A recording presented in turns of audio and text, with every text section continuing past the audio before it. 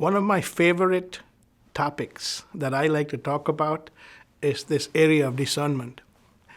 And it's my favorite, not because I'm good at it, but I remember time and time again when I was playing cricket, my father would tell me that I needed to watch the bowler's arm, right? Because the bowler's arm, with a very subtle position, that ball would go from being a leg break to a googly. And these are two different balls, right? It's bowled the same way, but it turns differently, right? So you are playing for a leg break and it actually turns completely different. And over a period of time, I figured out how to discern by watching the bowler's arm. So the first thing I would say to you is discernment is not an issue that you're born with, right? It's a lesson that we have to learn. And I would also say that it's a lesson that we learn through failure. Because I can remember many times when I first started to play cricket, I didn't necessarily understand the difference. My father always told me, watch for this. But you know what? I wasn't able to discern it. I wasn't able to see it. I wasn't able to read it.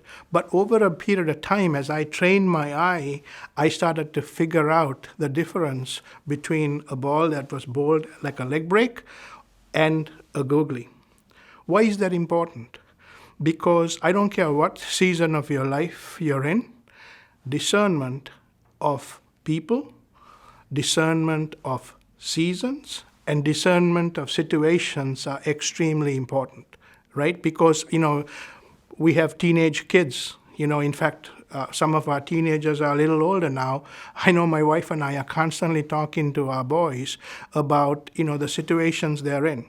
Because sometimes a situation might feel like everything's fine. But guess what? All it takes is one small situation, and that situation can turn into something that is not good. So it's extremely important, right, to discern whether that situation is friendly, is that situation neutral, or is it a situation that you should get the heck out of there in, right? So I would say that in life, you need to pay attention to that, right? And so you don't always want to keep learning from mistakes. When you're young, right, you want to learn from your mistakes. But as you get older, right, I think it's just important with experience to be able to discern those situations, discern people, and to feel like, hey, you know what, this is not the right thing. I can remember a good friend of mine brought somebody to me that wanted to, do some business with me. And as I was sitting down and having dinner with them and having coffee with them, I realized that even though, he had a fantastic suit, he had a well-cut suit, he looked the part, everything seemed really, really, up and up with this person. But as I started to talk to them and as I started to have different conversations, something here told me, you know what, this is not what it seems to be. I don't think you need to be doing any work with this person. And I discerned that situation, and this time I discerned it correctly. I politely had a good conversation with them, made sure I was very civil, I was very hospitable. But, at the end of the night, I had decided in my heart that I was not going to move forward.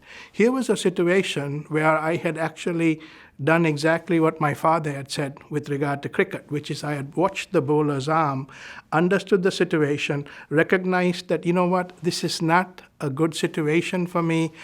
I don't think I ought to proceed. And I started to put the buffer in place to make sure that I did not move forward.